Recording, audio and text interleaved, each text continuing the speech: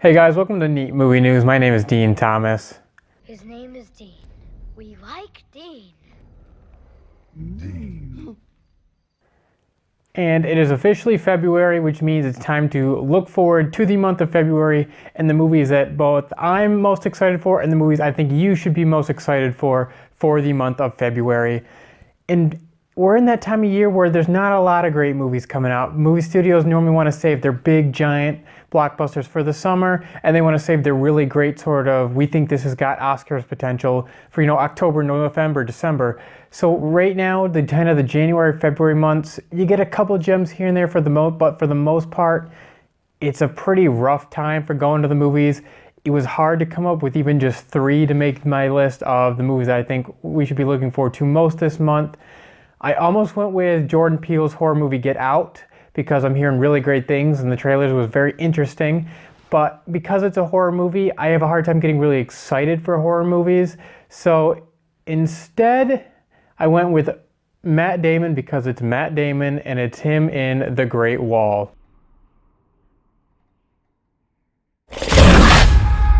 What was that? There are many things you have not seen. The Great Wall is the only barrier keeping the world safe. Now, I'm not hearing the greatest stuff about this movie. There's not a ton of reviews out there, but the few that are out there aren't necessarily glowing reviews. But the trailers caught my attention. It looks like a lot of fun. It's a monster movie that looks like it's just going to be a fun, ridiculous kind of, I don't know if stupid's the right word, but like I said, ridiculous, over-the-top action movie. Matt Damon looks like he's basically playing a Robin Hood sort of character set in China. He's kind of this loner, this drifter who finds himself coming across the Great Wall of China, and it appears as though the wall wasn't built for the reasons we've come to believe throughout history. Instead, it's meant to keep out these giant monsters. So it's Matt Damon teaming up with an army to fight monsters. He's armed with nothing but a bow and arrow and a ponytail. I mean, that just sounds like a lot of fun to me. It looks like it's got some pretty cool imagery, some cool shots, interesting use of colors. It just looks like a really just fun movie where you see Matt Damon using a bow and arrow with his ponytail, shooting at giant monsters. I just think that sounds fun to me. I'm not looking for it to be, some awesome, giant, sweet movie. I'm just looking for a good time. So that's why I put The Great Wall at number 3 for my list of February. Coming in at number 2 is the sequel to a movie that I don't think almost any of us saw coming, and that is John Wick 2. Somebody please get this man a gun.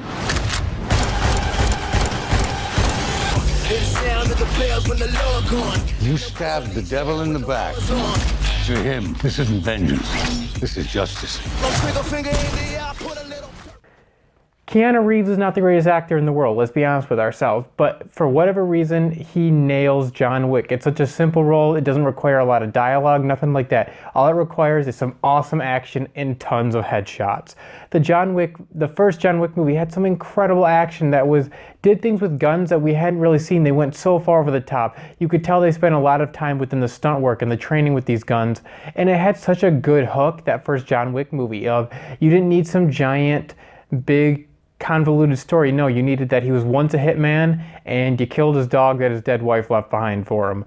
I'm sorry if you haven't seen John Wick, but that happens really early on in the movie. And then from there on, that is just the driving force, and suddenly you get all of his motivations and you kind of get to see the world John Wick takes place in. You've got the Continental, which is a hotel where assassins stay. I think we all would like to know more of that. I would like to see more of that hotel, and it looks like we're getting that. We've got one of there's two directors for the first John Wick. One of them is returning for the sequel, and it looks like it's getting bigger, and hopefully it doesn't get too big for its own good, but it looks like it's getting bigger in the right ways, ramping up the action, keeping us back into that world. I just hope this movie is able to give us a good hook like the first movie did with the dog. So that's why I put John Wick 2 at number 2 on my most anticipated list for February. And coming in at number 1, 50 Shades Darker.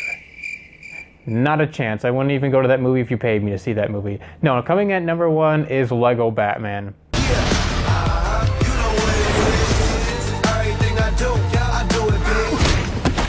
Oh, Alfred, I have incredible reflexes.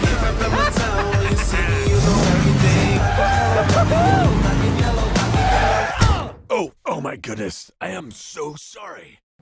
Any of you guys that know me know that I'm a huge Batman fan.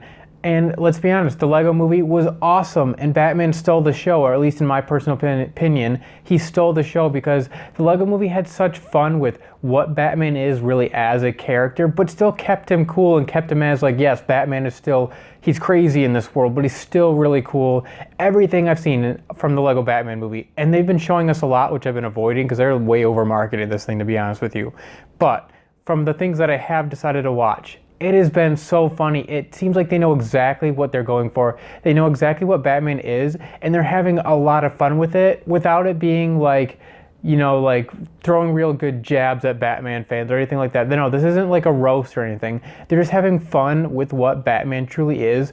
I mean, you've got the Justice League showing up, and Michael Cera as Robin just is the perfect choice. Just how, I'm not a Robin fan whatsoever, really, but he's gonna work in the Lego Batman world, it seems. He's so great. They've got an incredible voice cast. They're bringing in every single Batman villain that I think's ever existed. You've got Zach Galifianakis as the Joker, all the way down to these characters that even I, as a Batman fan, really don't know much about because there's really not much to know about them, but they're putting them in there.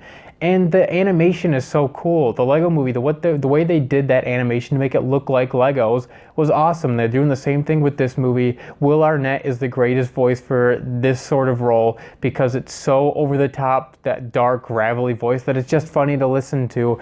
I am crazy excited for the Lego Batman movie. It comes out the same weekend as John Wick, so that'll be a fun weekend here in February. So that's why it comes in at my number one. So there you guys have it. Those are the 3 movies that I think we all should be most looking forward to in the month of February. You've got The Great Wall, John Wick 2, and Lego Batman. Now, if there are any movies that you are really looking forward to, I really hope it's not 50 Shades Darker, but if you are, well, you are more than entitled to think that. But those are my 3 lists, so make sure you guys are following me on Twitter at NeatMovieNews for all the latest in the world of movies. Thank you guys so much for watching, and we'll see you back here next time.